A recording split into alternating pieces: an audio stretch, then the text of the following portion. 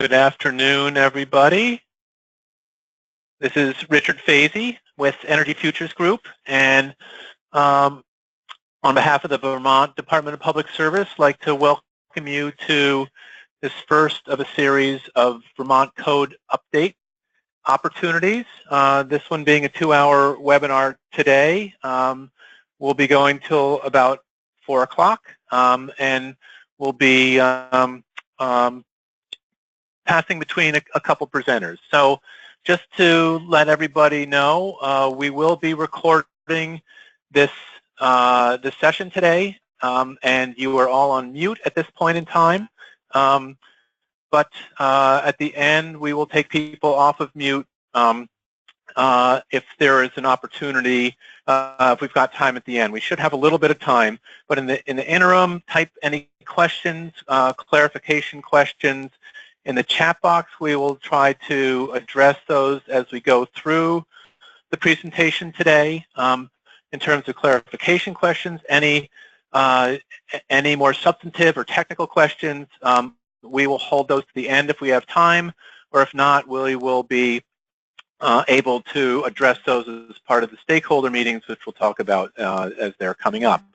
So today's webinar and all subsequent code, technical and other opportunities, documents, PowerPoints,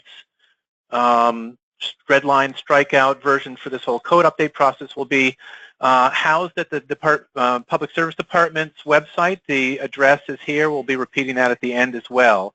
I believe you can also Google Vermont Energy Codes,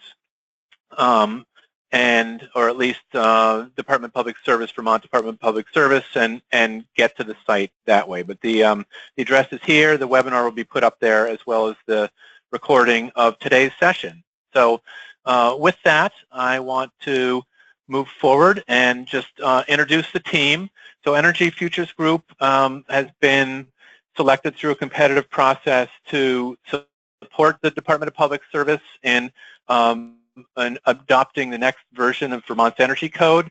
As part of the Energy Futures Group team, we've got a couple people who are with us today: Gabrielle Stebbins and Emily Bergen, Navigant Consulting, CX Associates, the New Buildings Institute are also playing key roles as part of this effort. You'll be hearing from some of them today, and their names are here for future reference.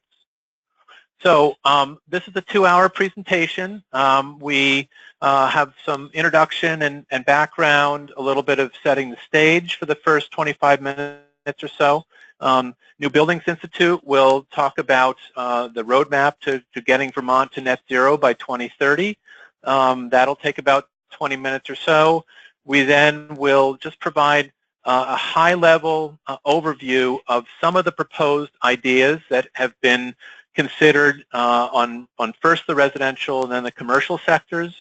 Hopefully we'll have a few minutes at the end for Q&A. Again, type your questions into the chat box and we'll pull those out. So the presentation recording will be on this address we saw on the title page, as well as the Public Service Department's website, and use the chat box if you'd like for any clarification questions at this point, or some more substantive otherwise. So I'll be doing a little bit of introduction here in terms of starting out with why the code update. So there are a number of legislative statutes in place that require the state of Vermont to consider updating energy codes on a regular basis. They're two, while in the same set of Vermont statutes, residential and commercial are in different places, but essentially the department is required to update codes on a regular basis and consider those updates on a 3-year cycle beginning in January 2011. So we'll talk a little bit about where we are now. We're under the 2015 code right now, and this process is a little beyond the 3-year cycle, So we are throughout here going to be considering this next version of the Residential Building Energy Standards, or RBs, and Commercial Building Energy Standards, or CBs, to be the 2019 version of this code, since that will likely be when it gets adopted. We've also, in addition to those statutes, there are multiple statutory requirements, and in addition, policy goals pertaining to energy in general, beyond just the codes in Vermont. But these other goals and statutory requirements reference code updates as well. So we've got some building efficiency goals, greenhouse gas reductions. There's the renewable energy standard, which this addresses Vermont's grid becoming primarily, or moving towards increasing renewables and net metering, meaning individual renewables at the building or the community level. There is as well Tier 3, which is part of that, which is a requirement to move from fossil fuels to electricity. So we'll be talking some about strategic electrification as part of this code update process as we move along as well, and that's the basis for that conversation there. We also, Vermont's issued a couple comprehensive energy plans, and included in both of those is our goals around getting all new buildings designed to be net zero by 2030. There are additional resolutions, agreements regarding electric vehicles, location efficiency, limiting greenhouse gas emissions, building standards as well. And so the code update process is mentioned and is considered as part of all these initiatives. So as part of beyond the statutory requirement, this all moves us towards this conversation, which is really the first time I think we will have had an in-depth look at what it's going to take to move Vermont to this net zero design code by 2030. So given that we know where the goalposts are set, we need to put in place a roadmap and some posts along the way that get us there. So this version of the code, the 2019 RBs and CBs code, is not going to get us to net zero. This is going to be one step in really what ends up being 4 code cycles that get us to that point. However, we need to start that journey now, and so we're going to be proposing some updates to our current code along the way that get us there. We need to understand what those steps look like, what those 4 steps look like on the way towards 2030. At the same time, we've got a number of initiatives that are moving us towards efficient electric heating, cold climate heat pumps. We have heard a lot about, and we've got quite a bit of experience in the Northeast and Vermont specifically as well that are moving us off of fossil fuels and towards renewable produced grid electric and on-site electric heating, primarily through heat pumps. We're also incorporating more and more renewables. That includes getting roofs and buildings ready to accept solar in the future, or building it in right now. So we want to make sure the codes are ready and prepared for that move. There's also quite a bit of activity in terms of moving our vehicle fleet off of fossil fuels and onto electricity. So we want to make sure that we consider how we're going to charge those vehicles as part of the code moving forward. Given the context and the rapidly moving environment that we are proposing touching on as part of this code, we still fall under some federal preemption requirements. Basically, the big picture obligations we have here are that states can't put in place standards or regulations that are more stringent than federal regulations. So we have to make sure that we've got a path forward to meet our advancing codes that fall within this strict federal preemption requirements, and so we're considering those along the way. There's a lot of detail behind that we're not going to have a chance to get into now, but we'd be happy to talk about that further. But this is something we have to consider in each of the steps along the way. So what does the schedule look like? We are in July right now. This is really the first introduction to the code update process next week on July 25th in White River Junction, Hartford, actually, Vermont, so Connecticut River Valley, and on the 26th in Burlington.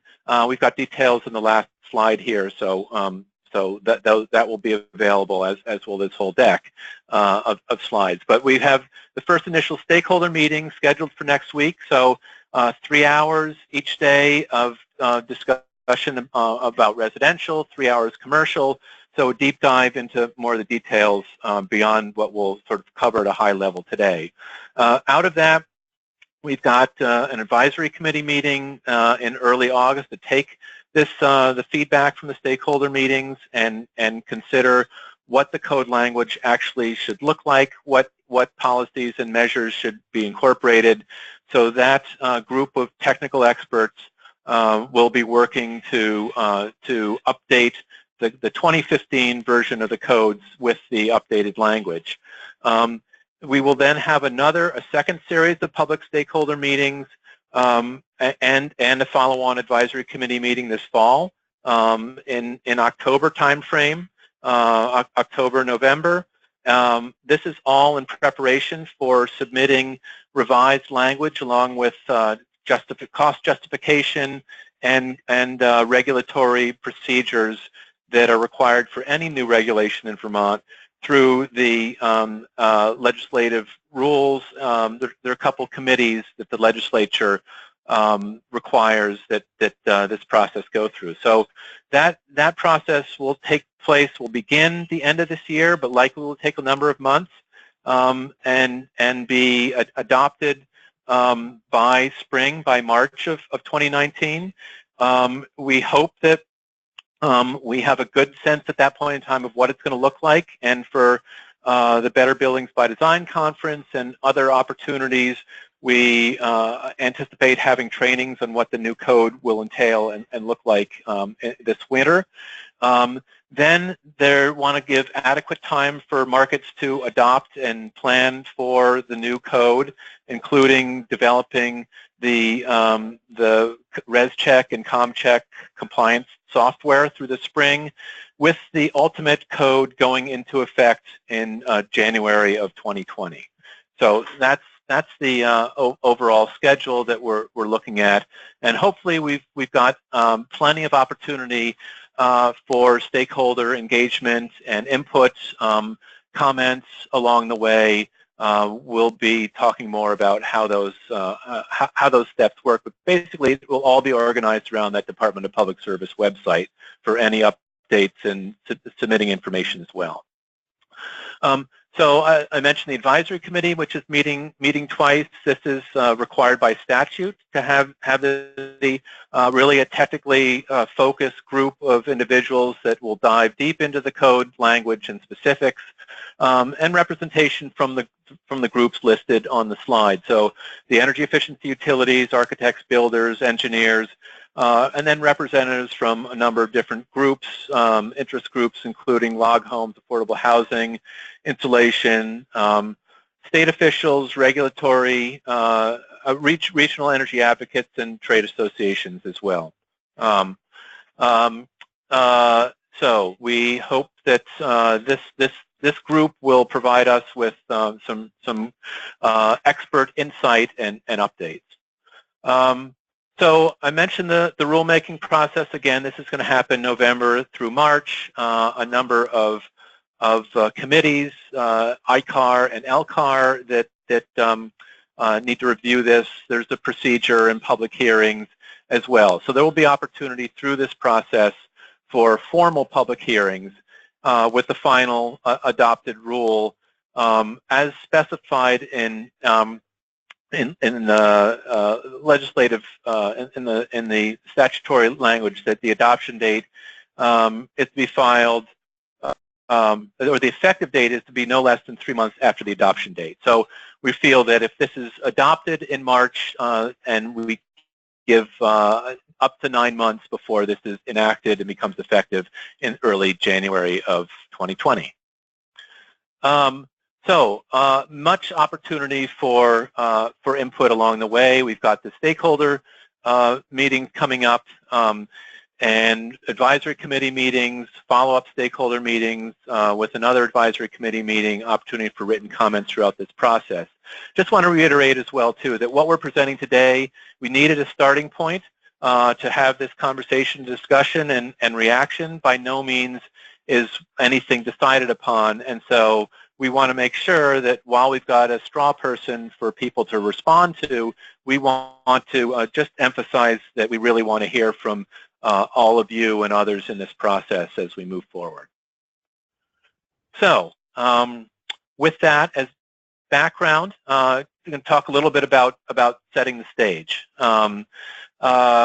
So in terms of scope, we've heard a number of us that are part of this team have been involved in multiple code update processes in the past.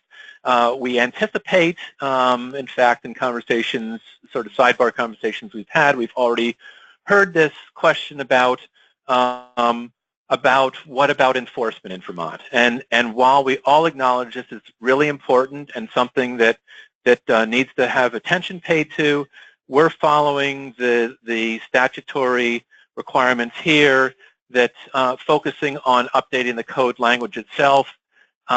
And while enforcement and administration are clearly important, the process here, so we don't get bogged down and pulled aside, is really going to focus on the code itself and the update language.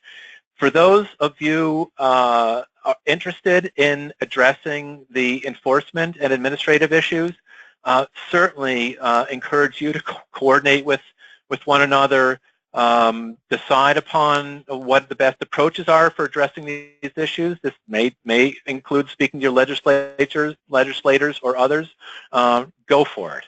But the focus and our emphasis here is really going to be on updating the code language itself.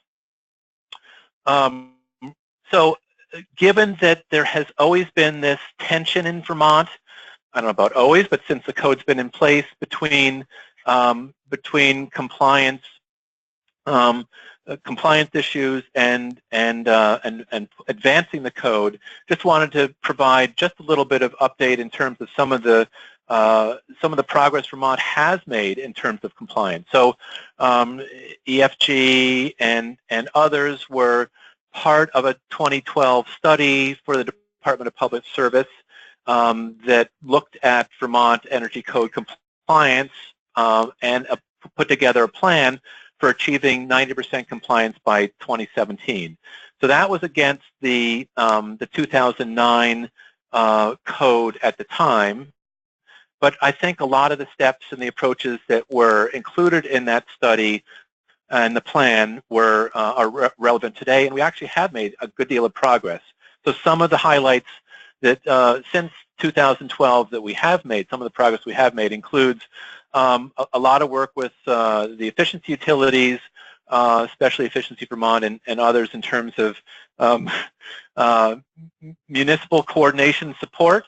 So there's Efficiency Vermont put together a municipal guide and spent a lot of time sort of following through Act 89 and coordinating with town clerks and others to look for RBs and CBs certificates as part of certificate of occupancy efforts. So the towns have been brought into the sort of enforcement role as well as part of this, or at least enforcement support, compliance support, and so they're playing an important role there. There's, as well, the mechanisms have been put in place on the commercial side between the Public Service Department and the Department of Public Safety. That the Department of Public Safety issues the fire permits, and so there is a sharing of building proposals and information and reviewing whether or not there are CB's compliance documentation in place for new for new commercial buildings. So that mechanism is in place right now as well. Act 250 requires stretch code compliance, so there's a mechanism there. Efficiency Vermont continues to provide code trainings and support. The builders and others have proposed, and the Secretary of State's office has looked at builder licensing, and some voluntary registration efforts also have been considered, and lenders and closing attorneys, some of them also have on their checklist a requirement that looking for documentation for code compliance. So some progress has been made there. In fact, the Department of Public Service does baseline market studies every 3 or 4 years. On the commercial side, the last two that have been done showed above 90% compliance rates. And in the last survey that was done in 2015, 66%, almost 2/3 of respondents reported that they actually are building projects that exceed the CB's code. So that's quite an impressive compliance measurement. And these are buildings, random buildings across the state representative of typical new construction, not just program buildings that go through the Efficiency Vermont or the other efficiency utility new construction programs. On the residential side, the last baseline study in 2011 showed 74% technical compliance. So again, a random sample of 100 new homes, and showed almost 3/4 of those homes complying with the code at that point in time. A more recent study is in draft form and should be available soon with an update to that compliance number. So in terms of the process here, we started with brainstorming a list of measures as sort of a scoping exercise prior to doing some research in what other states are doing. We developed a scoring approach and worked with the efficiency utilities, Public Service Department, and some of the advisory committee members to review what code update measures should be considered for this next round of the code. I'll quickly show the results in graphic form in the next couple of slides, but basically what we came away with is that all measures were essentially considered important. Some got a little higher scoring than others, but there were none that were clear winners over others. So our presentation today really shows a broad range of measures as a result of this sort of initial scoping work. On the residential side, I'm not going to go through each of these, but you can see that we've got measures that fall under the different categories of electrical, building envelope, mechanical, policy, and strategy, and scores. They could receive a maximum of 25 points. Most of them received 20 or scores of 20 to 24 points. So all considered relatively important. And on the commercial side, even more measures across the categories of electrical, envelope, lighting, mechanical, modeling, other, policy, strategy, and service water heating. Again, a range of somewhat of a range of scoring, but all considered higher than 15 points. So you'll see we didn't want to drop any of these off the list, and so we are starting with quite a long laundry list of measures. In addition to considering measures, we have to know where we're starting from for the code update process. So the basis for the code, which will be what we basically redline markup and we'll be putting out there for comment, review and comment as part of the stakeholder process. The starting point for residential, we're starting with the current code that we have in place right now, the 2015 Residential Building Energy Standards, or RBs.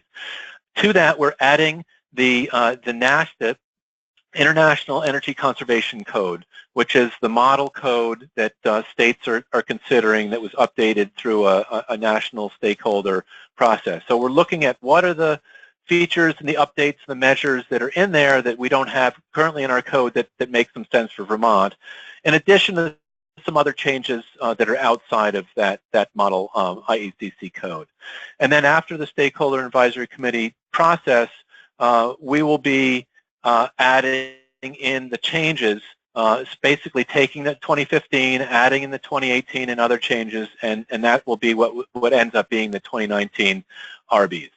On the commercial side, instead of starting with the current 2015 CBs, we're going to be, because there's so many changes that have been incorporated, it's going to be much more, make much more sense to start with the IECC 2018 as the basis. And to that, adding in the current Vermont 2015 CBs elements. And then again, after the stakeholder process, looking at those, the compilation of both of those to reach the 2019 CBs. Now, this is proposed, the proposed approach, so if this doesn't make sense, by all means flag it and let us know. But this really seemed, after doing some research and looking at what's out there and what's been proposed, this seemed to make the most sense. So with that, I would like to turn things over to Jim Edelman from New Buildings Institute, who will walk us through the roadmap to net zero. So Jim, let me know when you'd like me to advance slides, and we'll turn it over to you at this point. Thanks, Richard, and thank you for the opportunity. I'm glad everyone could show up this afternoon to learn about this, which is a fairly new approach for the state of Vermont. As Richard mentioned, these types of net zero goals have been adopted either statutorily or through regulation or just as advisory recommendations, but several states and many cities are seeking to achieve these net zero goals by the 2030, 2035 time frame. In fact, California is moving a shorter time frame for the residential. But given that, we are now working in several states to design roadmaps to help the regulatory bodies and the market achieve those goals that have been set to meet climate and other policy objectives. I will say that New Buildings Institute is a national organization. We have been working with Efficiency Vermont for over, I would say, 12 to 15 years now, both on programs and on policy. We're a nonprofit, and we consult and work in help advising at ASHRAE 90.1 and the International Energy Conservation Code, the IECC, which will be the basis for the commercial code, and advising the residential code, RBs and CBs here. So we bring a national perspective on how to build a roadmap for Vermont, and that's the presentation I'll be giving today. The roadmap to zero, as Richard mentioned, is growing out of the Comprehensive Energy Plan of 2011, and I've put the actual text of the recommendation from that plan that all buildings be built to net zero design by 2030. So those are the have the effect of a target for the energy code development, and starting with this cycle, the 2019 CBs and RBs, to get to the 2030 goal, which will probably be in 2029, will be the last code before the 2030 goal. So that is the main genesis for talking about a roadmap in this code cycle. In addition, as Richard mentioned, there are other policy objectives that Vermont has adopted, including this Tier 3, which talks about moving away from fossil fuel and towards renewable electricity. And so you will see in the development of this code and the next 3 codes, that will be a driver for making these achievements along a path to get to the net zero goal. Next slide. As I mentioned, the context for this nationally is that both policy and energy efficiency objectives are driving these net zero goals. And I would add, which is really a potentially a byproduct, but also a cause, is that the market is really coming around to understanding the net zero environment for building both commercial and residential buildings. So while it was a stake in the ground a while ago, and now is a much more practical objective, and that is why you see, some of these places like in California and in Arizona actually putting in zero energy requirements. And here is a sample from the New York Times that shows how California's, and we'll talk a little bit more about the Title 24 2019 residential code. So one of our questions is, for Vermont, what is a zero energy building? And if you, the first thing you need to do is set a definition, and we'll go through these definitions pretty quickly, but there's a definition of what the energy is, what the net is, and MBI maintains a national database of zero net energy buildings, and so we have what are called verified, which is the actual use, and emerging, which is on the way to getting there. But for the purposes of Vermont, I think we'll mostly concentrate on the Department of Energy definition, which is on top there, which is where you're just netting out the annual and the energy coming in versus the energy produced on site. And that is the most basic definition. They use source energy. We at Vermont has not made any decisions, and as you see the note there will be a process to define what net zero actually means for the purposes of Vermont's codes and other policies. Next slide.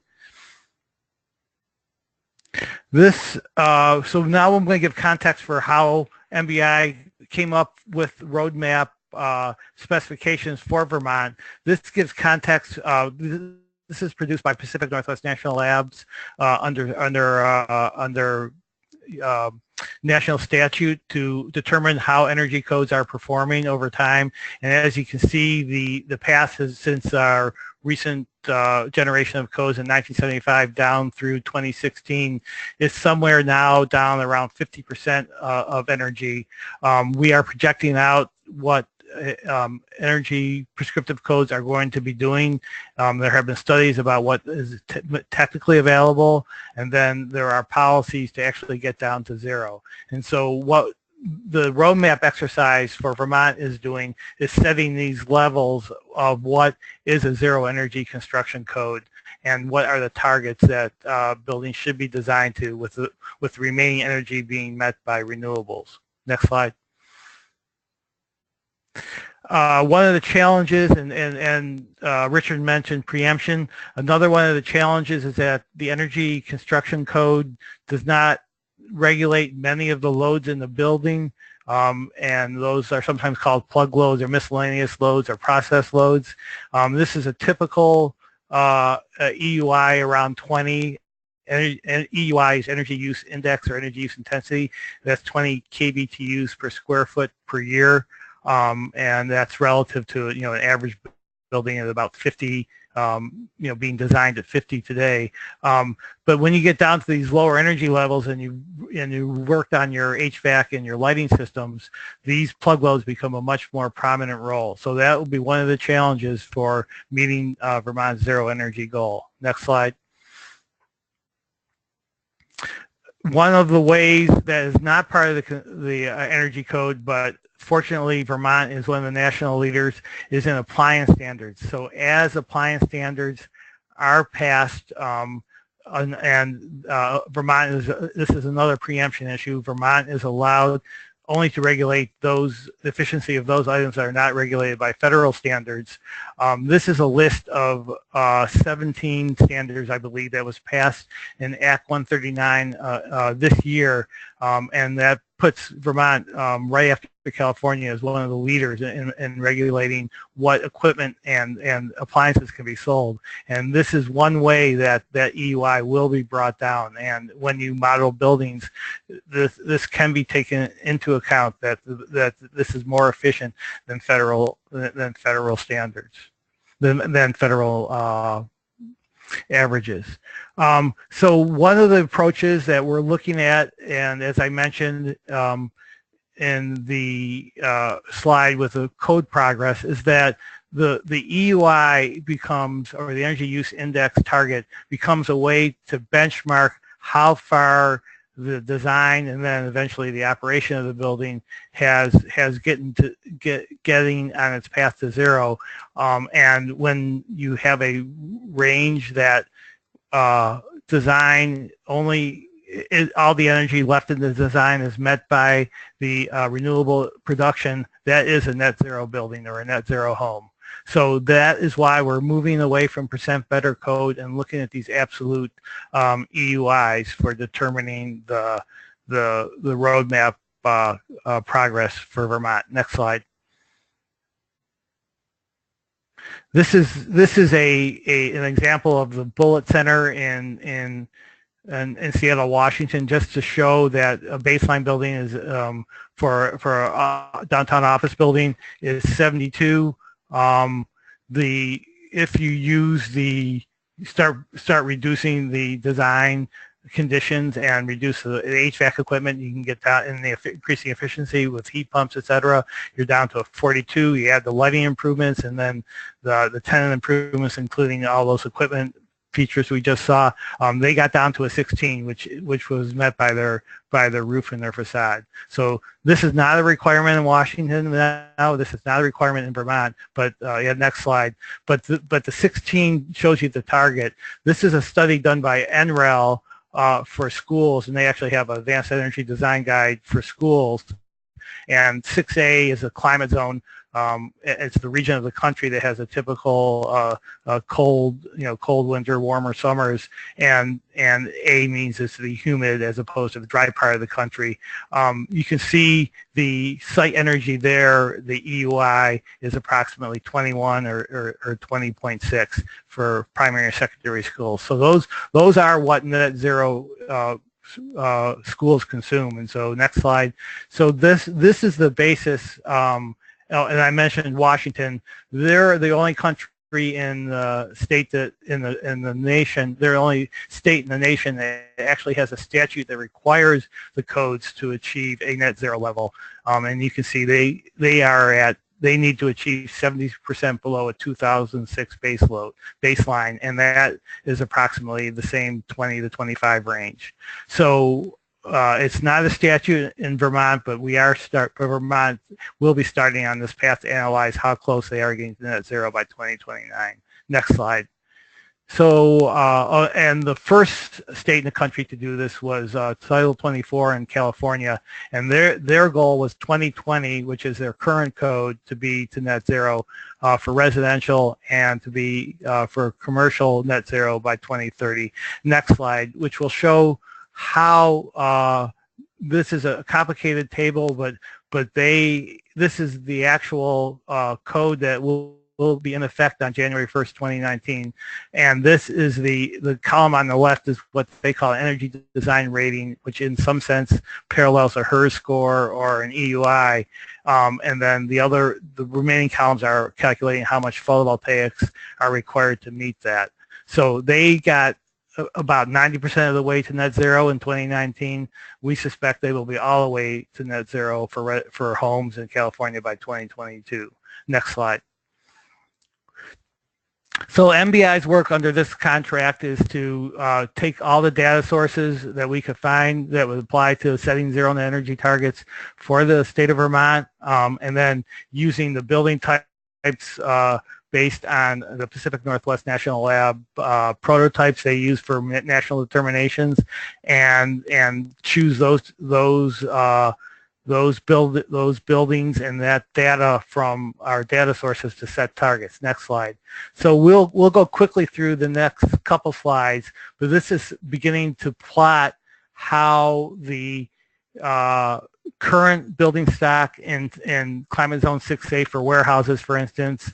CVEX is the most recent national survey of building energy consumption, and then you can see where the current code, ASHRAE 90.1 2016, which is somewhat equivalent to IECC 2018, and then there's the maximum technical capability, and then there is also a feasibility study done for California. So as you see, warehouses are actually lower than 20, and then if we keep going on, we'll go through some of these other ones quickly. Mid-rise apartments are somewhere in the 20s to get to a zero net energy target. Toronto has actually set targets, and they share the same climate zone as Vermont. Next slide.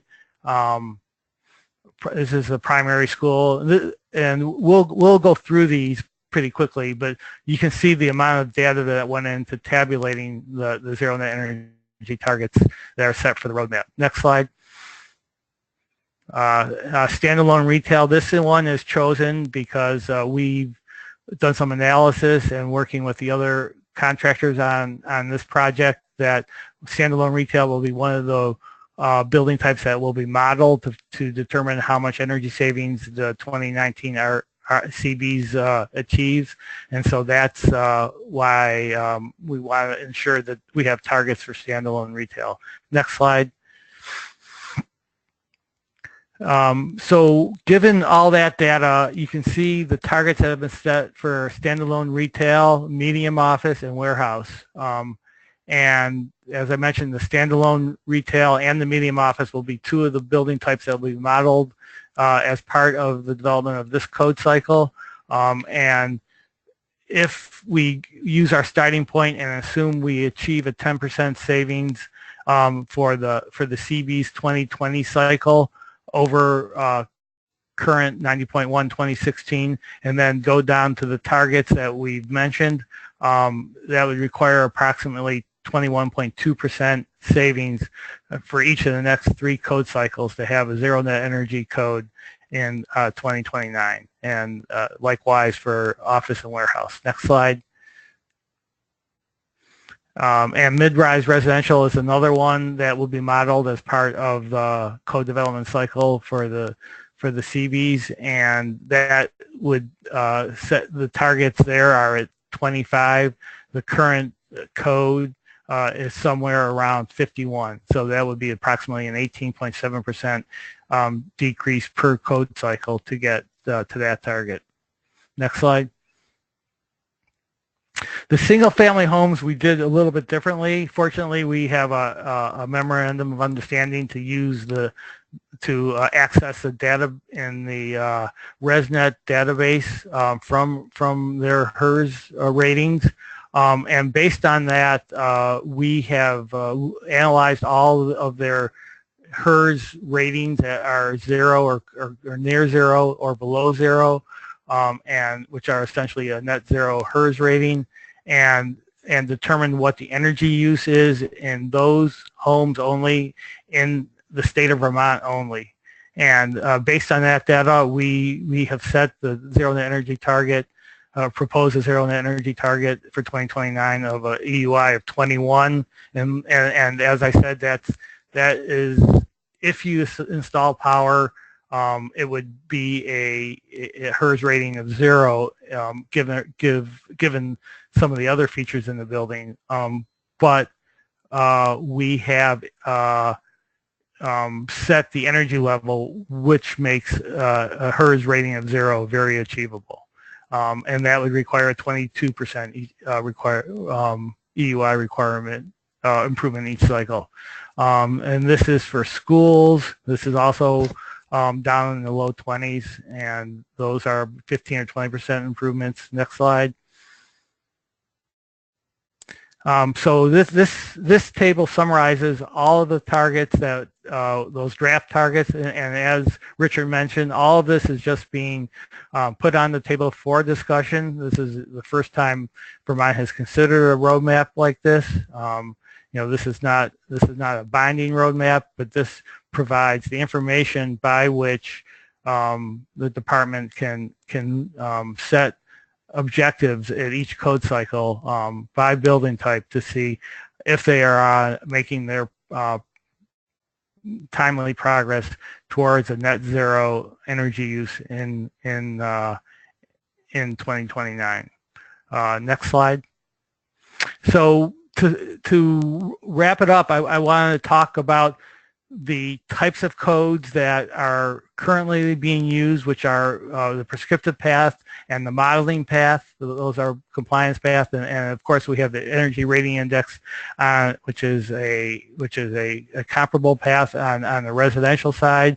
To get to zero, there are obstacles such as preemption and those plug loads that we mentioned, and then there's the ability to install renewables on each of the building projects. The Zero Energy Design Code may or may not include the mandatory renewable installation, and that is a policy decision when you get to 2029. Do you just design to the net zero capable or the net zero actual achievement? And the outcome policy would be actually measuring the production and the consumption of the building to make sure they zero out. And then the carbon slant on this is that when you have a energy use metric, they can be converted with using the emission rates of the power that is still being used by the plant producing the electricity, and that could achieve a zero carbon objective, which is a parallel objective or maybe a substitute objective. But those metrics will be available, and as Vermont has a higher RPS requirement, it'll be easier to achieve a zero carbon code over time. And what MBI has set as a policy objective is to ensure that every jurisdiction that pursues zero energy understands that there are really three important elements that must be addressed in getting to zero. There's, of course, the energy use or energy efficiency we've talked about. There's that generation angle, either on-site or off-site.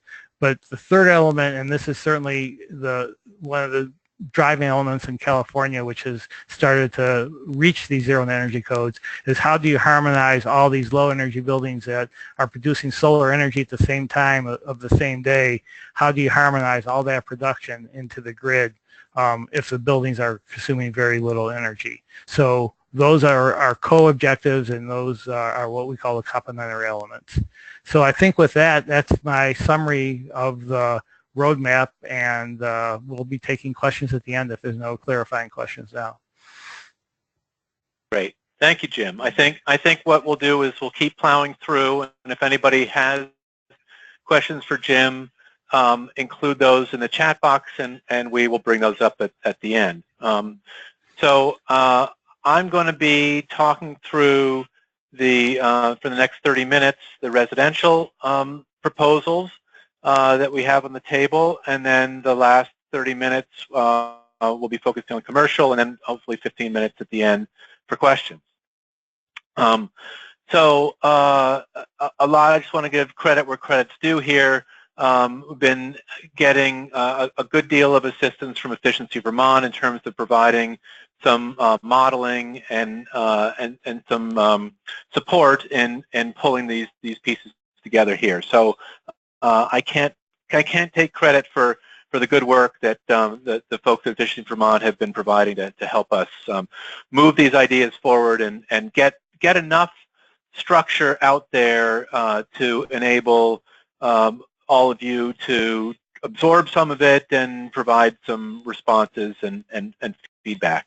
So we've mentioned, both Jim and I have mentioned this federal preemption reminder, so we are somewhat constrained by this requirement that we're having to work around within.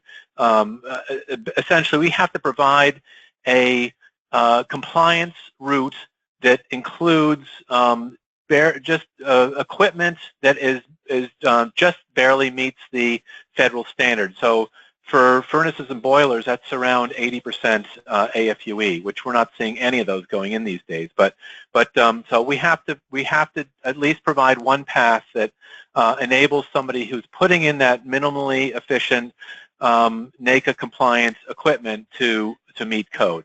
So that's out there, and we're working around that. But what we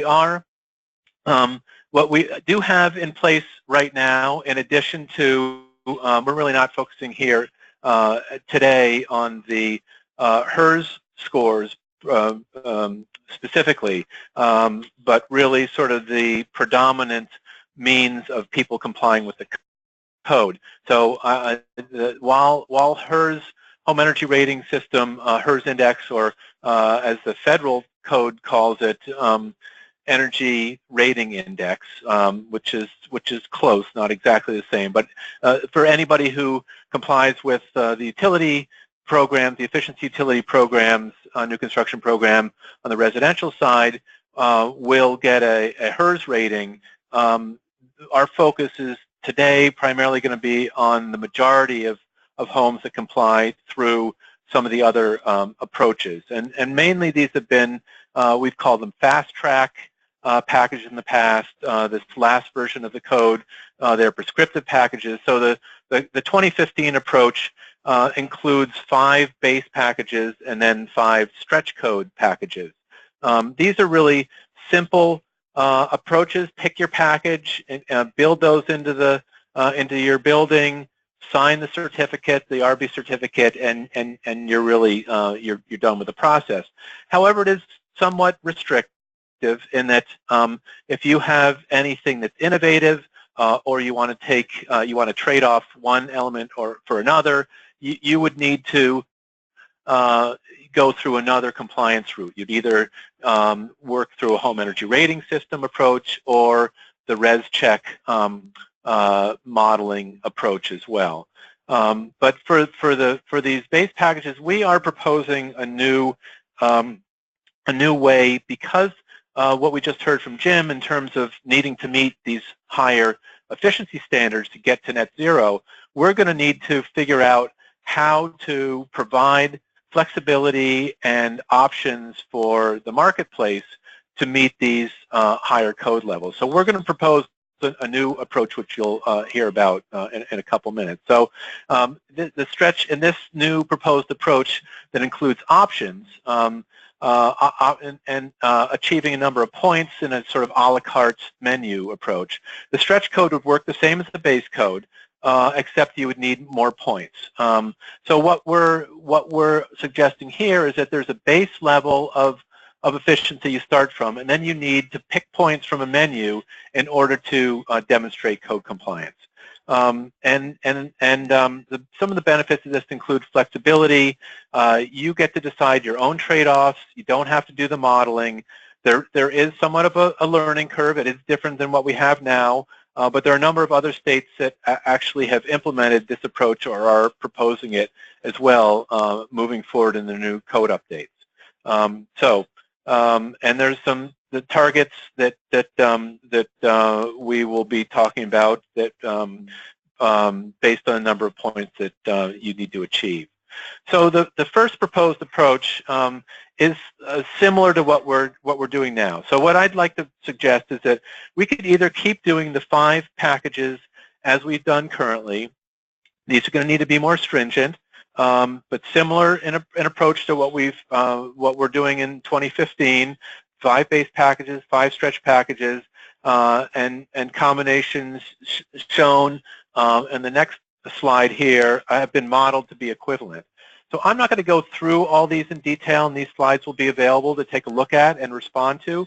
But we essentially have, as we do now, 5 sort of typical packages. Pick your package and go with it. But you'll see that if you compare these to the current 2015 packages, these are going to be 8 to 10% more stringent. And these, for the typical home, these will end up with approximately the same, within 1% or 2 of the total energy usage, annual energy usage between each of these packages. So there's a base package, and then we've got 4 other options. So if you want to do a spray foam or a thicker wall, that might be package 2. If you want to do a structural insulated panel or SIPs, that would be package 3. If you're just doing a standard 2x6 cavity only without exterior foam sheathing or thicker walls, that would be package 4. And then a thicker wall that might include continuous insulation or double stud wall, something like that would be package 5. So, and then each of the measures, each of the different features is varied for each of those packages to end up with approximately the same equivalent energy use.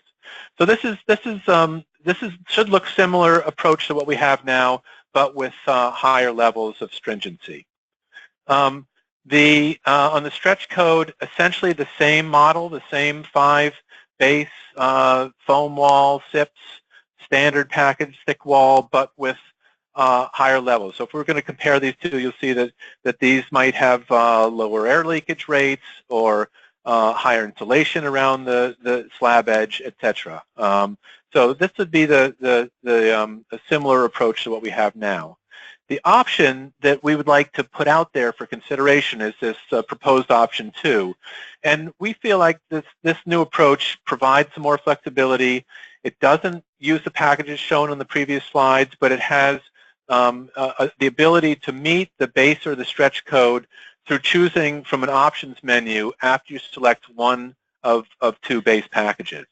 So you would essentially start with one or of these 2 starter packages. One would have basically the difference between the 2 is essentially the walls. So if you're building a home that is already incorporating exterior insulation, you may start with package 1.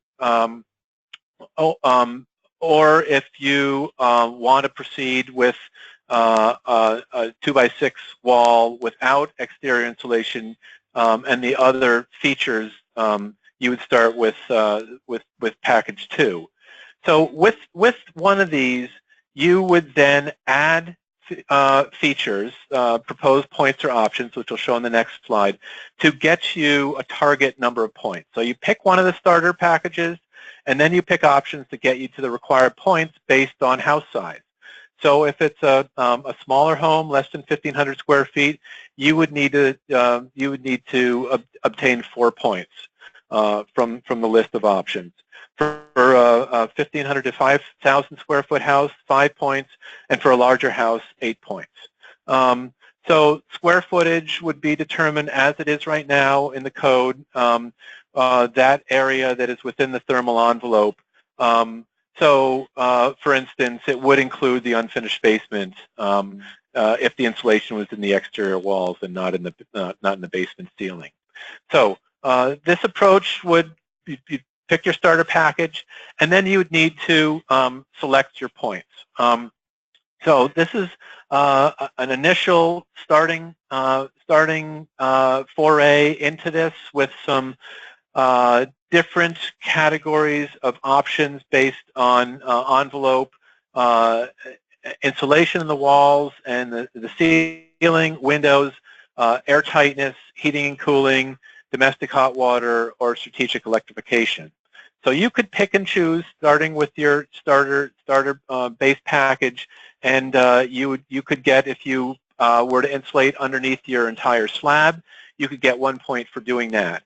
If you chose windows with a U factor of 0.27, which is still a good but a double glazed window, you could get 2 points. If you want to go with triple glaze, you could get 2 points for the windows.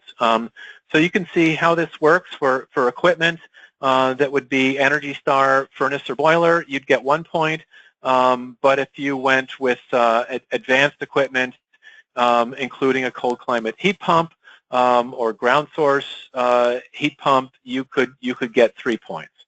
And then as well, I've skipped over some of these other features. You can see them here, but you can add your points up. And I've got some examples of 2 homes on the next slide I'll walk through, so you can get a sense for how this would work. And then as well, given that Vermont's policy is moving off of fossil fuels towards strategic electrification, there are a number of options there too. If your home is built and ready to accept photovoltaics, which means you've got a conduit from the service panel to the attic, you've got a roof framed so that it could accept the weight of panels. You've got space on your circuit breaker panel to accept breakers for a future PV installation. You could get a point for that. Or electric vehicle charging station. in your garage or your primary parking area, or if you're actually putting PV, photovoltaic solar, on the building when you build it, we are proposing you get 1 point for each 1.5 kW of PV installed. So that gives you sort of a range of opportunities, and what this might look like, for instance, is a home, a 1,200 square foot home. So you'd need 4 points. You can see at the top of this slide. If you went in this, you had a R20 cavity insulation plus R5 continuous insulation, so an inch of foam around a 2x6 wall, for instance, you'd need 4 points. And here are 3 different combinations of options that would get you there. You could do a blower door test and get a point, insulate R10 2 inches underneath your entire slab for a point, install an Energy Star furnace for a point, and put in an Energy Star water heater for a point. So that would get you your 4 points there. Alternatively, you could put in 0.27 windows, a heat pump water heater for 2 points, and make sure that all of your equipment, HVAC, and ductwork is within the thermal envelope for a point. So that would be a total of 4. Or just go ahead with that base package and install 4.5 kW of PV on the roof and put in better windows, and you could get your 4 points there. For a larger home, for example, you would need to get 5 points for a 3,500 square foot home. If you just had standard R20 walls as a starting point, you would some ways of getting there would be to secure a blower door test, put in an Energy Star furnace, better windows, move all the HVAC and ductwork inside. That would get your 5 points. Or put in a heat recovery ventilation system and then test the house to make sure it was tight. So you saw before with just doing a blower door test, which is and the current code is optional right now. We're suggesting that we move to performance testing as part of the code, which I'll talk about in a second. But if you were to do that and put in a ducted ventilation system and the house tested at less than 2 air changes per hour at 50 pascals, which is tighter than the code home right now, that would be worth 3 points, and then a furnace would get you the additional 2. Or put a charger, electric vehicle charger with PV and a blower door test. So these are examples. There are any multiple combinations of measures to reach these requirements. For stretch code, essentially we're suggesting the same thing, starting with the same starter package. Nothing has changed there. You'd choose either starter 1 or starter 2, but with stretch code, there would need to be more points that are required to get there. So we're suggesting at this point in time as a proposal starting point, 5 for smaller homes, 7 for average homes, and 10 points for larger homes to meet stretch. I'm not going to walk through the examples here in detail, except to say that you can see what's bolded is the only change from the base code. So for the first one, better windows. Under number 1, the second bullet, you put in a charging station, which is basically an outlet for EV at higher charging level in your garage or parking area. Or the third option, do a blower door test. For the larger home, a higher efficiency heat pump water heater. The second bullet, you move the ductwork inside, put in better windows. And for the third option, a heat pump water heater. So you can see how this works. You start with a basic package and then choose from the options to get you the required points. And I would think that while we've covered many of the option points, there are clearly some other options that we should probably consider that we haven't thought of. So any ideas like drain heat recovery, for instance, or maybe some other measures that we haven't thought about, we certainly would be open to considering those as part of the points that you would get for the option. So in addition to that, the performance or the packages for demonstrating compliance, we have identified a number of other areas that we'd want to put out there to address and consider as part of this next round of the upgrade process for RBs. So one of the items at the top of the list, and we sort of deferred this. We had a lot of conversation 4 years ago when we were talking about updating to the code we're under right now. Decided not to do it, but is to require air leakage and duct leakage testing for every new home. We've done some surveys and found that there are more than 100 certified individuals. Actually, it's more like 130 with blower door access to blower doors in Vermont. We did a survey, and everybody that responded to the survey was interested in offering these services. So on the supply side, it seems like there's capacity out there. There's interest, and certainly we know that one of the major ways to improve our housing stock is to make sure that they're built tight. And the only way to really determine that is through performance testing. So addressing that will be part of the conversation we have as the stakeholder process. Ventilation alternatives as well too. There's some other proposed means of meeting mechanical ventilation beyond just the current ASHRAE 62 standards that we have in our code. So looking at building science corps method and the passive house standards as well. Vapor retarder language, there's some, we need to determine that there's some clarity needed to make sure that we're building our walls so that they can dry, and also providing flexibility. So those of you who use the handbook and the guidance in there, the RB's code handbook, we want to make sure that we've got language included in there that's clear and that ensures that we aren't going to rot out our buildings. Window requirements, some clarity, lighting, combustion equipment, some clarity needed there around wood stove and combustion air use, when that's appropriate, when it isn't. Some exhaust fans. EV charging is just in the code right now for multifamily buildings over 10 units. So as this moves down into the base code, we want to make sure that we've got some clarity around what level 2 is, what level 1 is, and how that fits into the base code. So we want to have some conversations around that. Determining the difference between residential and commercial buildings, and when each of the different codes applies. This is especially important in multifamily buildings built over a garage or over commercial space, and where we draw those lines needs some clarity. So we really look forward to having input and any guidance from those of you out there who are dealing with this in the real world, so we can get this right.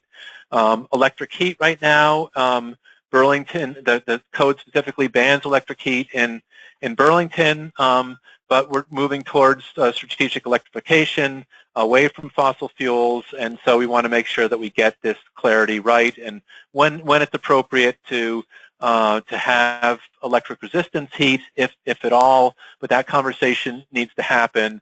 I guess have electric heat if it's adequately controlled in efficient buildings. So as we put in efficient heat pumps, we want to make sure that our buildings are able to stay warm in the coldest temperatures as well too. So how does that fit in? Programmable thermostats, air barrier, insulation, updating the language, and some resiliency as well. As we see more extreme weather events, we want to make sure that the code covers some of those approaches. So these are all areas that we will explore and want to have more in-depth conversation as part of the stakeholder meetings next week, and then provide opportunities for you to review that language in the code review process that happens in the following month.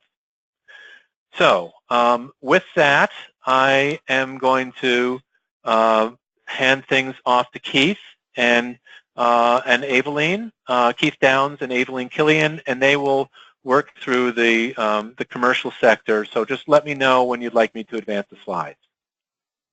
Okay.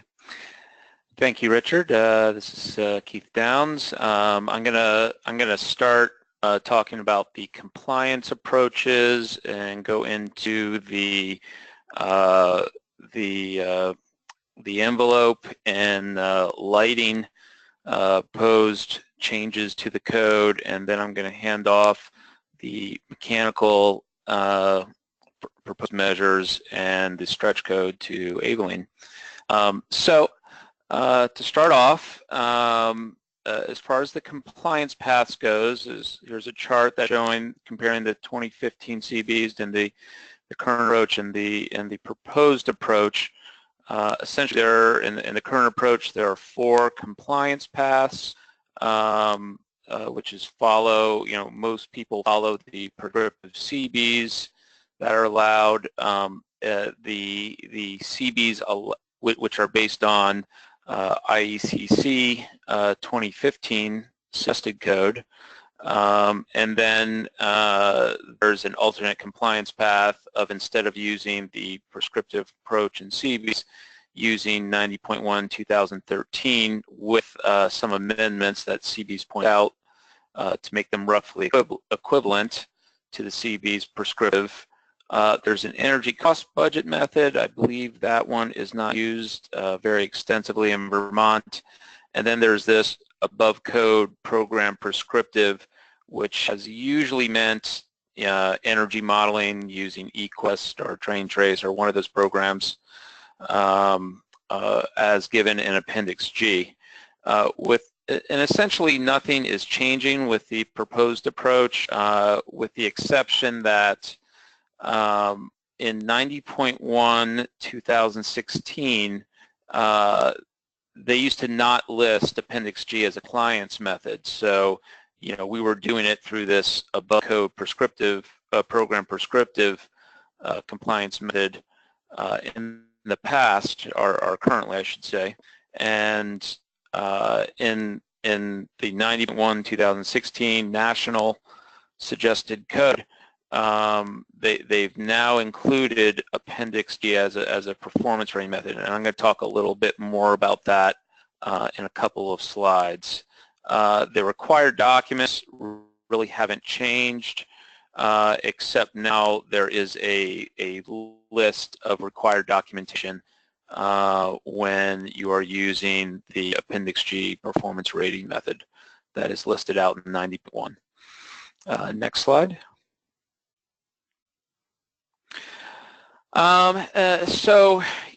Essentially, there's CBs and all the other compliance methods that are given by 90.1 2016.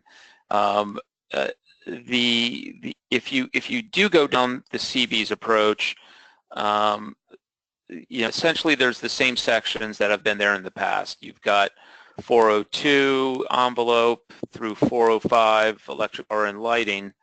And what you used to have is you had to, what we have in the current code is you had this additional measure, if you will, that you had to take on. You had a list of 6 to choose from. You had to pick one. It might have been enhanced lighting performance.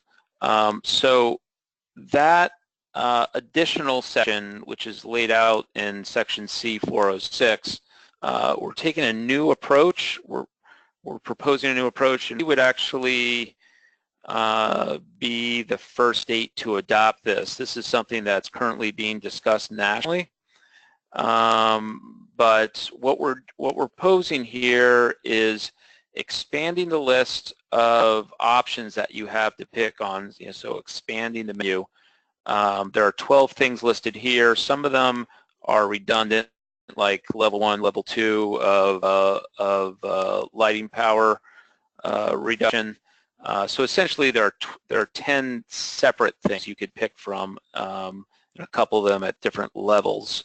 But instead of just saying pick 1 or pick 2, what we're proposing is that you get a point system, somewhat similar to what Richard was describing in the residential, where you have to get what he was proposing, you get points by doing certain things.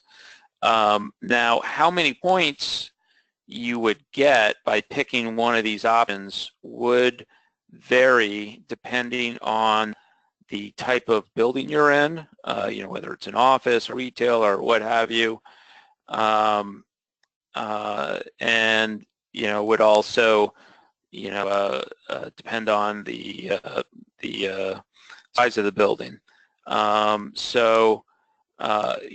is a chart that I don't have in the presentation here, but hopefully we'll have materials out on the Department of Public Services website for you to review. But essentially what it works out to is you get the 6 energy credits by combining by anywhere from 1 to 3 of these. So, if you're in a certain type of building and you pick, reduced lighting power density, option 2 is the more aggressive one, you possibly could do all of your additional energy credits just by picking that one option. What was proposed in the IECC code was an expanded list similar to this. We added a couple more, and they had a requirement of picking 2 of them. So instead, we're allowing some flexibility and putting higher weighting to measures that deliver higher savings. So it gives you a little more flexibility and is more tied in that some of these are more valuable than others in terms of energy savings. Next slide, please.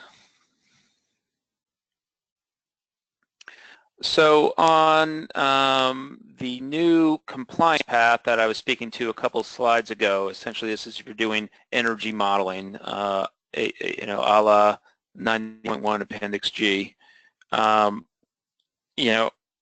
What had happened in the past was, there was a certain baseline that was set up by Appendix G, and you had to model that, and then you would model your proposed building and compare the 2 energy models, and your hopefully proposed model will be lower than your baseline. What ASHRAE has decided to do is set the baseline model stable, and they're setting it at 90.1 2004 version. And the advantage of this is as codes get updated, and let's say our compliance path is a little more aggressive because we're trying to reach net zero, your baseline model doesn't change. You're still using the same methods build your baseline model, and it's a little easier and predictable for the modelers to build. But the caveat is you have to hit a certain performance cost index. So basically you take your proposed building performance and you're equalizing your various energy outputs on a cost basis, so the cost of natural gas, the cost of propane versus the cost of electricity, adding all that together, and you'd have your proposed performance divided by your baseline performance, and it has to hit a certain building performance factor. So what the code's going to do is, as it updates and gets more restrictive into future codes, is that building performance factor will get lower and lower. And this chart on the right is kind of showing, how that might advance. And so what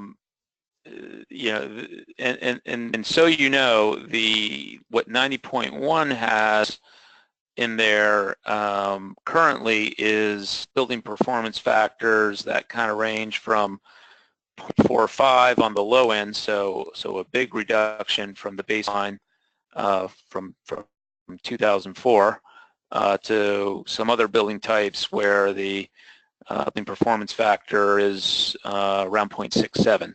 So that's kind of the range that 90.1 has.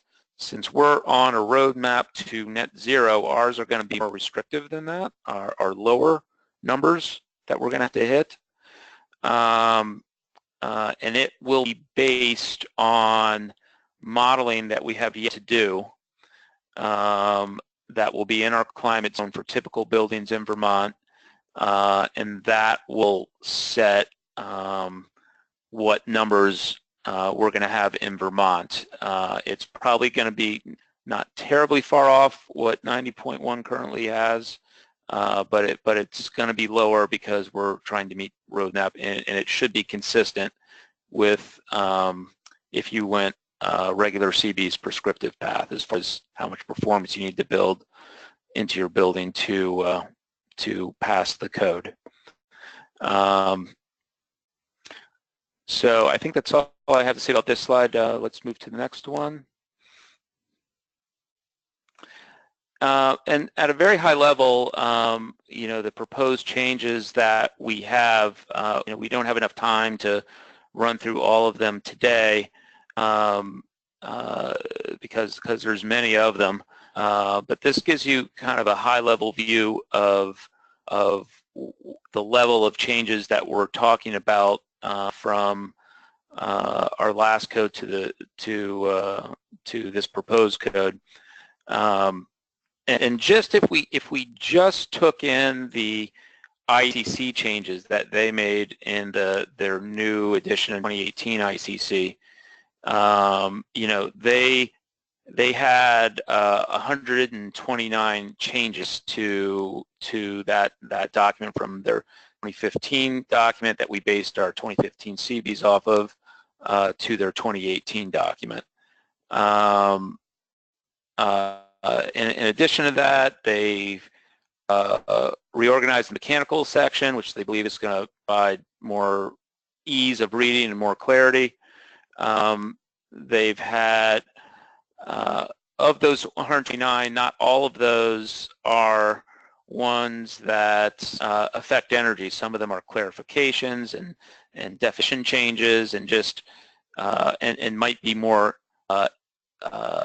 exemptions from the requirement under certain cases.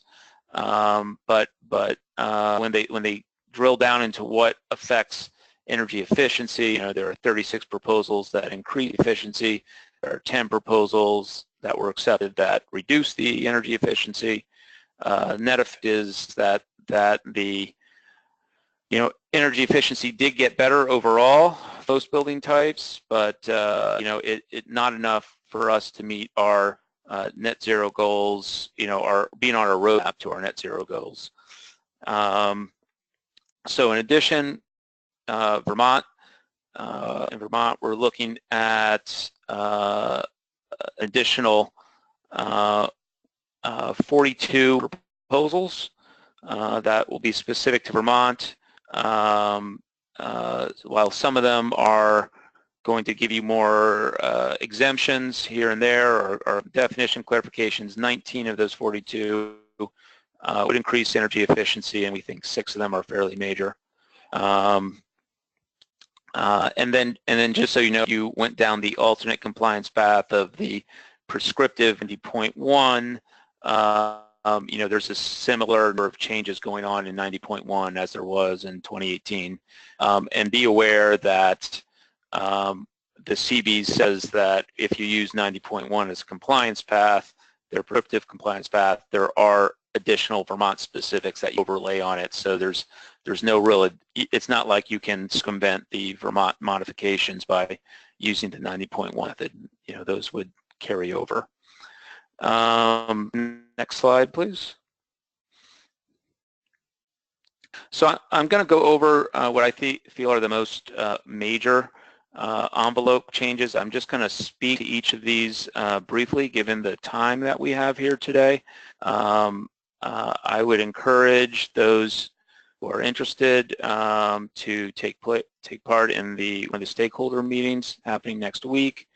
In White River or Burlington. You can find out more about that on the DPS's website about how to register for those. And as I say, in the future we plan on having on the website, all the details of the changes that we're talking about here. But to speak to each of these briefly, the building envelope requirements are being updated. Largely, we are, for the most part, bringing the stretch guidelines from CB's 2015 and adopting them as the CB's 2019 base code. And essentially what that does is, there are changes in the roof. If you have insulation entirely above deck, it used to be an R30 continuous. Now we're talking an R35 continuous. On floors, on mass floors, the R values were 12.5 continuous. Now we're talking 15 continuous. But the wood frame really didn't move much as far as the walls. So some updates, and I would encourage you to look at the details as they become available. Additionally, we are making updates to the fenestration levels. So the U value in CB's 2015 currently is 0.43. We're proposing a 0.37, which is a fairly substantial change in the fenestration requirements. And there's some other smaller changes happening to skylights, fixed fenestration, but that gives you a flavor. A fairly major change we are talking about, there are 3 compliance paths for the air barrier. There's the materials, there's the assembly, or there's essentially blower door testing to a certain level. What we are proposing is somewhat similar to what residential is proposing, in that blower door testing would be required throughout. We're requiring, if you're going to go on the materials and assembly compliance paths, that would be you would need to do barrier commissioning as part of that. This was pulled in from the 2015 CB stretch guidelines, and the language for that is in the stretch guidelines if you want to familiarize yourself with that. And the commissioning requirements are fairly extensive, so that you're aware. The third method, which is air leakage compliance via testing, essentially blower door testing, has been 0.5 CFM per square foot. We are proposing that get reduced to 0.4 CFM per square foot. As Richard said, in the residential, the air barrier performance is pretty essential in our climate zone. And something else taken from the stretch guidelines that we're now proposing should become part of the statewide base code is solar panels being required on buildings with a footprint of over 20,000 square feet. So if you've got a 40,000 square foot building on 3 stories, this would not hit you, because then your footprint would be under 20,000 square feet. This is, typically, not the total area. This is the footprint. And on that one, the requirement that was in the stretch guidelines was that you have to have some sort of on-site renewable energy system with a minimal rating of 3.7 watts per square foot. So you don't necessarily need to do it with solar, but the square footage of your roof sets how much on-site renewable energy you would have to have. Next slide, please. Lighting and electric power. As everyone knows, there's been considerable advancements in LED lighting over the past 3 or 4 years. And similarly, the lighting power density requirements are being updated commensurate with that.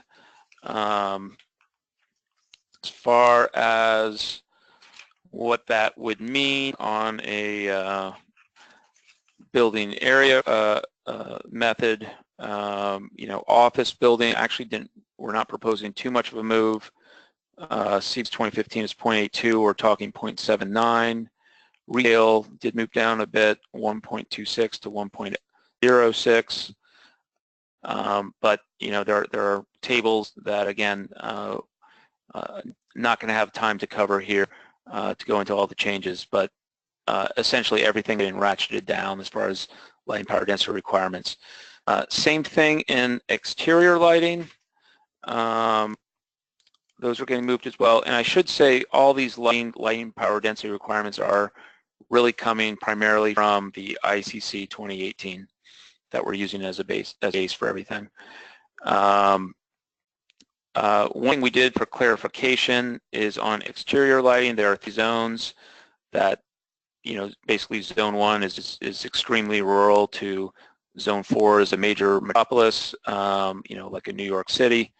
Since we don't, even Burlington wouldn't really qualify for zone 4, we're proposing removing zone 4 for clarity since it doesn't really apply to us.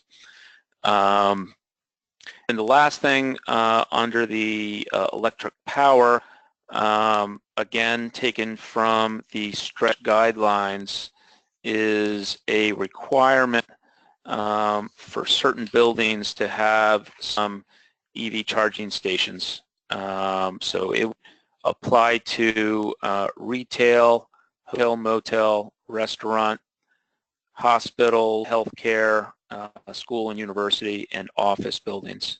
And depending on the number of parking spots you would have a specified number of level 1 and level 2 charging stations. And some of those cases, it might be 0. If you're in a retail with 20 or less spots, it would be 0. It never gets higher than 5% of your parking spots, which would be at a school and university that's over 500 parking spots. So that's what we have for electric lighting. And with that, I am going to hand over the mechanical changes to Eveline. Okay. All right. Thank you, Keith. I'm Eveline Killian from CX Associates, and I'm going to talk about the proposed mechanical changes. And again, as we've all been saying, these are at a high level, and we're going to be talking about them, going into them into more detail in the stakeholder meetings. But these are the major ones that we're looking at. The first one is the supplemental electric resistance heat. So as you probably all know, electric resistance space heating is prohibited under CBs now for most instances. We're going to retain those instances where it is allowed, like in stairwells and such. But we're going to add that you can have, we're proposing to add that we can have electric resistance space heating as supplemental heat to a cold climate heat pump with advanced controls and an enhanced envelope. So this is, again, looking at the strategic electrification for our roadmap. We want to allow heat pumps, but we want to prevent the electric resistance, so the 100% efficient electric resistance operation when the heating load can be met by the heat pump alone. And so we need to make sure that the controls are advanced in order to do that. And we also want to have it be on a very tight building so that the load, the electric load, is as reduced as possible. We will be adding a definition of what the cold climate heat pump is to the definition section, but right now we're thinking that it'll be that it can maintain a heat pump function down to minus 15 degrees. Then the other thing, as with every step of a new code, there are equipment efficiency the increases in this code. They're not very substantial. There's room AC units have increased some, and gas furnaces up to are now at 80%, and boilers are at 82%, which I think is not a big stretch. So they're not as big. But we are proposing that the fractional horsepower, the fractional horsepower fan motors all be required to be ECMs, and that fan efficiencies be premium efficiency motors down to a size of 1 horsepower. Right now, it's anything for 5 horsepower and above. We're recommending that it goes up to, or goes down to 1 horsepower and above. And for pumps and fans, we're recommending that the variable speed drives be on smaller motors. So for pumps, it would be on 2 horsepower and above rather than 5 horsepower. And for fans, it would be on 5 horsepower or above rather than 7.5 horsepower. And then the other recommendation for motors is that right now the code is allowing motor sizing of 1.5 times the nameplate or 1.3 times the fan brake horsepower for motor sizing. And we're going to recommend that it is 1.1, so 10% times greater than the fan brake horsepower, so that we don't have too large of motors. I think that's it on the equipment. And then we are proposing to require energy recovery systems on all systems that have more than 20% of the design airflow be for the outdoor air. And right now there's a gradient for any building or any systems that have less than 8,000 hours per year. But we are going to propose that it's anything greater than 4,000 hours per year and greater than 20% design outdoor air, that energy recovery units are required.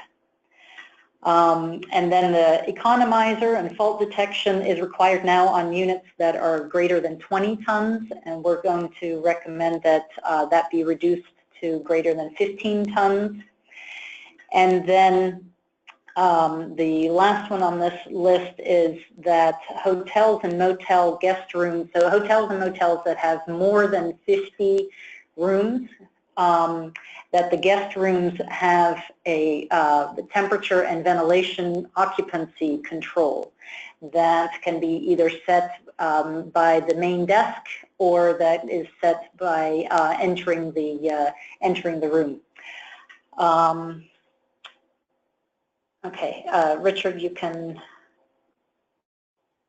go to, so what we are going to do is we're going to make these proposals and we're going to model 3 different commercial buildings to determine the impact of each of those measures, to see what the overall impact is, but also to weed out anything that is not cost effective or is just not possible to do at this time. And the 3 types of buildings that we're looking at are a medium-sized office building, which is described here as 36,300 square feet to 3 stories, with a chiller and a boiler plant and variable air volume air handling units. And the retail, we're proposing a little bit of smaller retail space than Jim from NBI was talking about in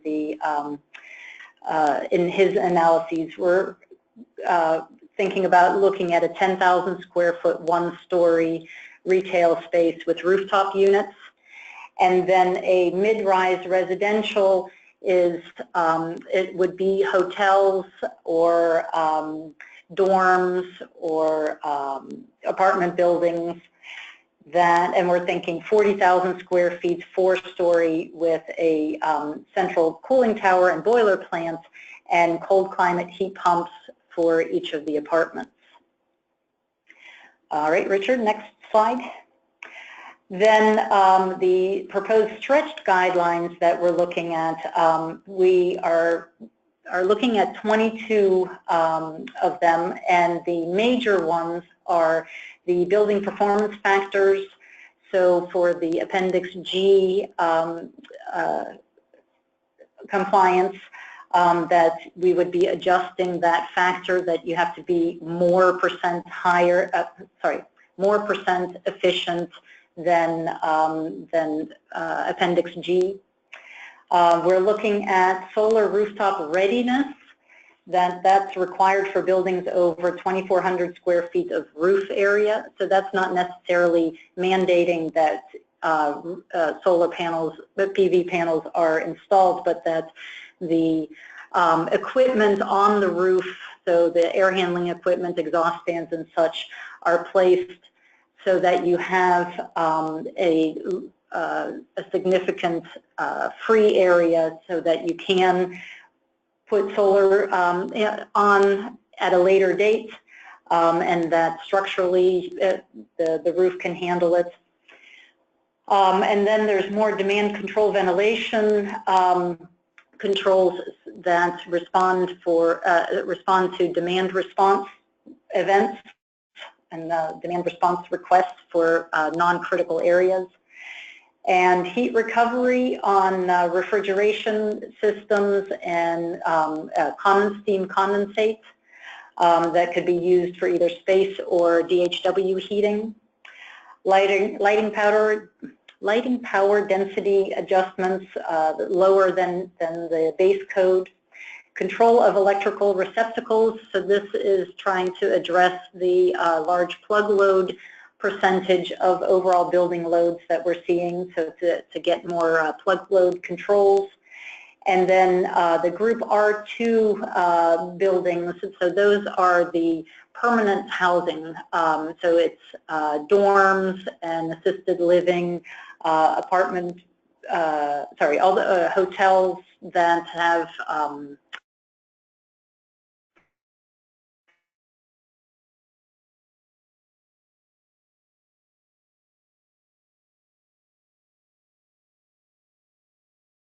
people living in them, or sleeping units would fall under the commercial code rather than the residential code. And I think that's it. Richard, do you want to go to the next slide? Yeah. So, okay. Thank you. Okay. Thank you, Aveline and Keith.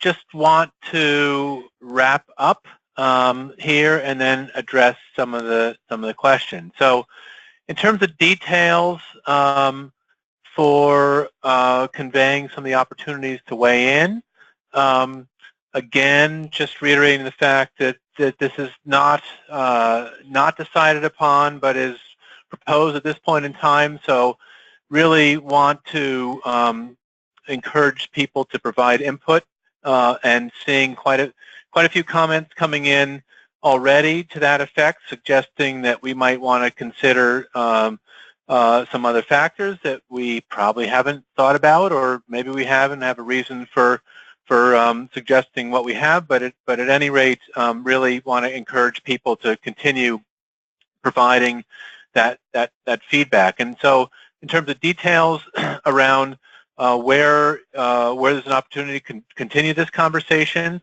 So obviously today we're having the webinar overview only online, but the 2 stakeholder meetings happening next week will be both online and in person. If you're able to make it in person, that's always going to be better. You'll be able to hear better, and I think the conversation will probably be more engaging as well too. So the first one is Wednesday, July 25th in the Hartford, Vermont Town Hall. And that's in White River Junction. So we'll be breaking the day up into 9 to 12 for residential and 12:30 to 3:30 for commercial. We will be providing lunch. There may be some people who care to come to both. I'm not sure. We won't know who that is unless you let us know, and then we'll make sure to have lunch available for you. So RSVP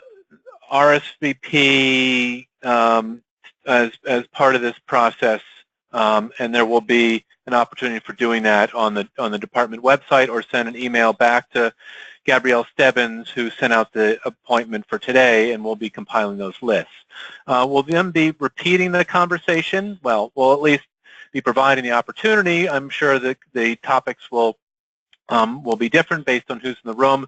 The following day will be in Burlington, a public stakeholder meeting. That's Thursday the 26th. Again, morning residential, afternoon commercial, and that's in the Burlington Electric Department auditorium, and also online, like the White River Junction event.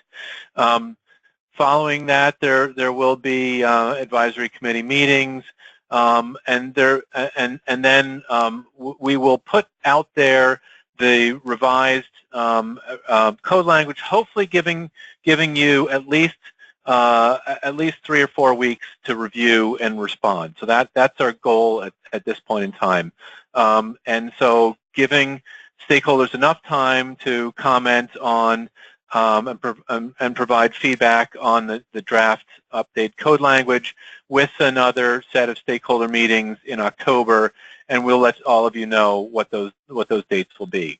Again, adoption of code in March, after going through the legislative rulemaking process, and the code in effect in January 2020. So with that, we did want to remind you again. Here's the website on the screen now. All the materials from today will be posted. The PowerPoint presentation and a recording of today's presentation. And then as well, if you have future questions, or something wakes you up in the middle of the night you think you should have asked, send your information at the department's website. There will be specific opportunities for providing your code update based on residential or commercial focus. And any logistical comments or questions, you can send it to Gabrielle G. Stebbins at energyfuturesgroup.com, or info@energyfuturesgroup.com, and we'll get that as well. So with that, we've got about 10 minutes left, and while I'm not seeing a lot of questions, there are a number of comments. We are tracking all the comments that we do get, and we will be considering those as part of this process, and posting our responses as well on the Department of Public Services website also. But so I'm just going to go through, since there are some comments here as well, and hopefully I can tee some of them up if Keith and Aveline are available as well too, because some of these are commercial. So I'll just read some of them off. Some of these are private, so maybe not everybody can see them, but others are available in the chat section of the GoToMeeting webinar. And if you've got any additional ones, please add those as well too. So I think that we had initial comments about focusing on Vermont, which we are doing instead of California. I think those are just early examples of the fact that California has moved out with the zero energy before others, but we are focusing on all the modeling and the measures on Vermont. There is a comment as well about, as the baselines increase, will the energy efficiency utilities be able to continue to help and offer new construction programs? We did anticipate this question, and at least had a conversation with Efficiency Vermont. I think that I'm not necessarily the best. I'm not the spokesperson for Efficiency Vermont, but the short answer that I got is, since the new construction, the version 2 of the new construction programs rolled out at least on the residential side last year. The anticipation and the expectation is that those will be in place for a while. Just because the code goes up, we know that everybody's not going to start building to that right away, so there's still some savings opportunities for the EEUs, the energy efficiency utilities, and so there will continue to be programs being offered and incentives available from the energy efficiency utilities. So I think that's sort of the short answer, and maybe we should anticipate a longer answer at the stakeholder meetings around that as well too. So these will help us sort of come prepared with some answers as well going forward. There's some questions. I'm getting a little feedback, so those of you that are off mute, maybe you can put your phone on mute on your end. That would be helpful. So there was some comments about the, I'm taking the residential proposal for the delineations in house size. You know, do we have the right breakpoints for the point options between 1,500 and 5,000 and over 5,000 square feet? Not sure that those are the right breakpoints. So if there are suggestions or justification for changing those, I think we certainly would be open to thinking about it. But we want to make sure we strike a balance between simplicity, sort of keeping. We thought small, average, and large homes was sort of made sense. But if we got the square footages wrong, especially if you include the conditioned basements in those areas, let us know, and let's consider those as part of the process. There are a couple lighting questions here that maybe I'd give those to Keith and or Aveline in terms of asking about whether the commercial lighting standards will consider some of the Lighting Resource Center's work that shows certain light levels in schools and places of work to be at certain levels to ensure a circadian stimulus, and really making sure that light levels are high enough during the day for people's health. So are the levels that we're thinking about considering taking some of the health effects of lighting into consideration? So I'm not sure who wants to take that one on. Yeah, so this is Keith. So as I said, these lighting levels as a starting point were taken from the ICC 2018, which was, nationally vetted through a long process. And certainly, I've received some comments in speaking with some of the EEUs, that perhaps these numbers might not even be low enough, given all the advancements in LEDs that have been taking place. Certainly, lighting power density does not translate to lumens necessarily until you put in the lighting efficacy. And seeing that, for offices, for instance, have only moved down less than 5% in lighting power density with all the advancements in LEDs, I'm actually a little surprised that the ICC didn't come up with a stricter number. However, this is a proposal, this is a starting point, and certainly would be open to looking into Lighting Research Center studies to help guide us along the way. And no one from the team has looked at the LRC and what they were suggesting. So, I think they're a fine source to reference.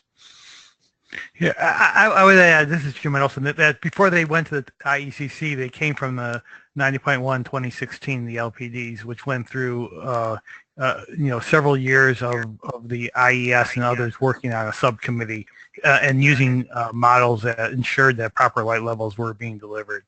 So those models have been reviewed by throughout the national process before they ended up in the IECC and now in Vermont. Great, thanks. So while we're on lighting, there's also a question about the fact that the highest efficiency efficacy troughers often have high glare ratings as well. And is there anything that can be done to make sure that we're not creating very efficient but also very unhealthy lighting in commercial buildings? Yeah. Yeah, I mean that's really a lighting design question, not really a lighting efficiency question, because the lighting, the energy code really looks at it's really agnostic as to what lighting you put in there, as long as your energy is at a certain level, and we're not really looking into controlling glare and other so many of the lighting effects that do make a big impact on the occupants, because we're really not addressing the design in here. I don't see that there's a really good way to address glare issues in the energy code, for instance. And how about the fact that many architects just specify decorative fixtures with Edison sockets that anticipating that LED bulbs go in there? Is it possible to meet the lighting power density requirements with those options? Is one of the questions. Yeah, the way the lighting, the energy code reads is that you have to, for any permanent wired fixtures, you have to calculate the lighting power density with the highest wattage lamp that the fixture will accept. In case of screw-ins that could go to a non-LED, the lighting code would assume that some point in the future it would be switched out with something with less efficacy that's commercially available, that would not exceed the wattage limits that we posted on the fixture. And that's been a long-standing practice in the energy code. Whether or not that makes sense is up for discussion, but that's been a really long established precedent. So if you want to rely on LED screw-ins, you might perhaps go to a different base other than the screw-in that might preclude replacement of something with less efficient lighting down the road. Okay, I see we're approaching 4 o'clock. Just maybe one or two comments. We noticed that the commercial website address that was on the screen was wrong initially, but updated that now. So it makes sense. If you've got comments you want to provide in addition to what we'll capture from what's in the chat today, the email addresses on the screen, or what you want to send to. So there are a couple last questions about cost effectiveness, and I want to say that that's part of the process that we are going to need to go through in terms of presenting this information to the legislature. And so there will be some modeling both on the residential and commercial side to look at the cost effectiveness of these proposed measures. And then additionally too, we don't have any of the draft modifications available for review right now, but we will within the next month, and we will certainly let everybody know when those are available. They'll be posted on the department's website and available for download and commenting.